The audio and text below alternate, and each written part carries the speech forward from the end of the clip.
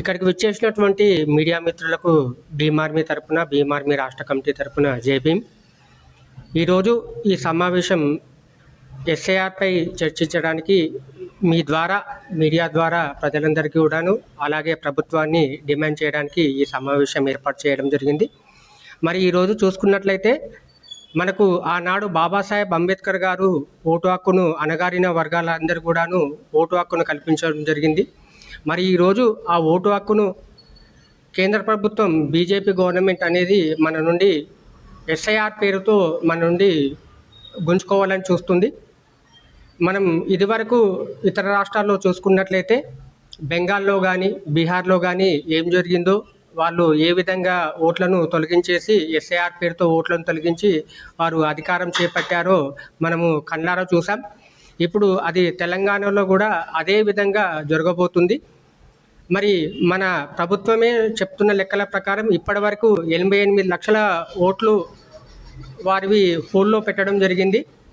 మరి ఒక ప్రభుత్వం ఇచ్చినటువంటి ఆధార్ కార్డు కానీ, ఓటర్ కార్డు కానీ, రేషన్ కార్డు కానీ, పాస్పోర్ట్ కానీ ఇవి ఏవి కూడాను ఈ ఎస్ఐఆర్లో పనికిరావని చెప్పేసి కేంద్ర ప్రభుత్వం చెప్తూ ఉండడం, వీరు కేంద్ర ప్రభుత్వం అనేది ఈరోజు ఎన్నికల కమిషన్తో కుమ్మక్కై బీజేపీకి పడినటువంటి ఓట్లను తొలగించి వారికి పడేటువంటి ఓట్లతో వారు అధికారంలోకి రావడానికే ఈ ఎస్ఐఆర్ పేరుతో మన ముందుకు వచ్చి మన అణగారిన వర్గాల ఓట్లను తొలగించి ఈరోజు కేంద్ర ప్రభుత్వం తెలంగాణలో కూడా అధికారంలో రావాలని చూస్తూ ఉంది.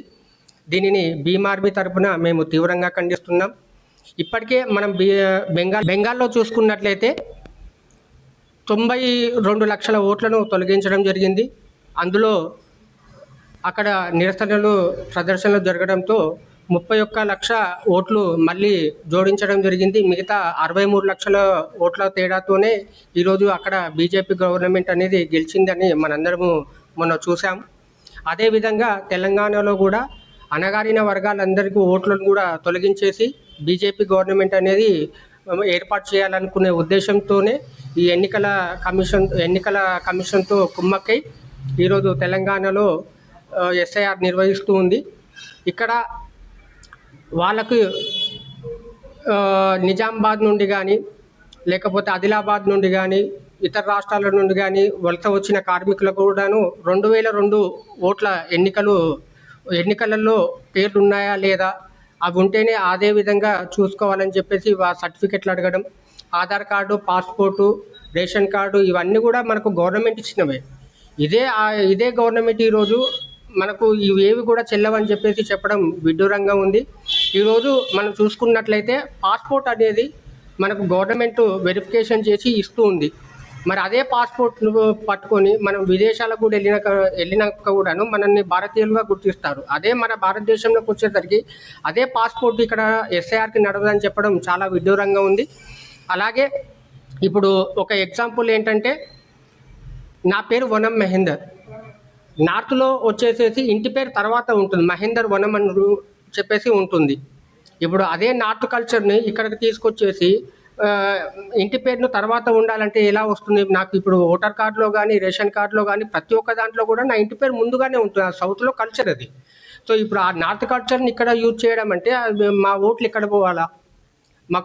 ఇప్పుడు ఓటు లేకపోతే నాకు వచ్చే బెనిఫిట్స్ ఎక్కడ పోవాలి? అట్లాగా మా అణగారిన వర్గాలను తొక్కేయాలని చెప్పేసి వాళ్ళందరి ఓట్లను కూడా తొలగించాలని చెప్పేసి కేంద్ర ప్రభుత్వం చూడడం ఇది అన్యాయం. ఇంకొక విషయం ఏంటంటే, ఈరోజు బట్టి విక్రమార్కది, ఆయన ప్రభుత్వంలో ఉన్న డిప్యూటీ సీఎం, ఆయనకే ఈరోజు ఉప ముఖ్యమంత్రి. సో ఆయన ఓటే ఈరోజు పోల్లో పెట్టడం జరిగింది. ఆయన ఇంటి పేరు తర్వాత ఉండడం వల్ల ఆయన పోల్లో పెట్టడం జరిగిందని చెప్పి ఆయనే స్వయంగా చెప్తున్నారు. సో అలాగే ప్రభుత్వం కూడాను ఈరోజు బిఎల్ఓలు స్కూళ్ళు ఓపెన్ అయ్యాయి కాబట్టి బిఎల్ఓలు ఎవరు ఇంటికి రావడం లేదు. ప్రభుత్వం కనీసం ఈ విధంగా ఫీల్ చేయాలి అని చెప్పేసి కూడా ప్రభుత్వం ఎక్కడ కూడా ప్రకటనలు చేయట్లేదు. అలాగే ఈరోజు ప్రభుత్వం కూడాను ప్రకటనలు చేసి ఈరోజు ఒక నెల గడువు మాత్రమే ఇవ్వడం జరిగింది దీనికి. ఆ నెల గడువు కాకుండా ఇంకా 2 నెలలు, 3 నెలలు పెంచాలని చెప్పేసి ప్రభుత్వం కూడాను ఎన్నికల కమిషన్‌కు కేంద్ర ప్రభుత్వానికి విజ్ఞప్తి చేయాలని చెప్పేసి నేను ఈ సందర్భంగా ప్రభుత్వాన్ని కూడా డిమాండ్ చేస్తున్నాను. ప్రభుత్వం కూడాను ప్రతి ఒక్కరు కూడాను ఒక సమావేశం ఏర్పాటు చేసి ఫామ్ ఎలా నింపాలి, ఏంటి అన్నది కలెక్టర్లతో సమావేశం ఏర్పాటు చేసి ఇక్కడ చదువుకోని వాళ్ళు ఉన్నారు. వాళ్ళకి తెలుగు మాత్రమే వస్తుంది. వాళ్ళకి ఇక్కడ నార్త్ కల్చర్‌లోగా హిందీలో మాత్రమే ఫామ్ ఇవ్వడం అనేది చాలా దురదృష్టకరం. ఇక్కడ ఇంగ్లీష్‌లో అలాగే తెలుగులో కూడా ఇవ్వాలని చెప్పేసి మేము డిమాండ్ చేస్తూ ఉన్నాం. ఇవన్నీ కూడాను భీమ్ ఆర్మీ తరపున మేము డిమాండ్ చేసేది ఏంటంటే ప్రతి ఒక్కరు కూడాను మీ ఓట్లు ఎక్కడ బిఎల్ఓలను కలిసి ఎక్కడికక్కడే బిఎల్ఓలను కలిసేసి మన ఓట్లు ఉన్నాయా లేదో చెక్ చేసుకోవాలి. భీమ్ ఆర్మీ కార్యకర్తలందరూ కూడాను బిఎల్ఓలను కలిసేసి మన అణగారిన వర్గాలను ఎటు కూడా పోకుండా మనము బాధ్యత తీసుకొని మన తెలంగాణలో ముందుకెళ్ళాలని చెప్పేసి ఈ సందర్భంగా డిమాండ్ చేస్తూ జై భీమ్, జై భీమ్ ఆర్మీ.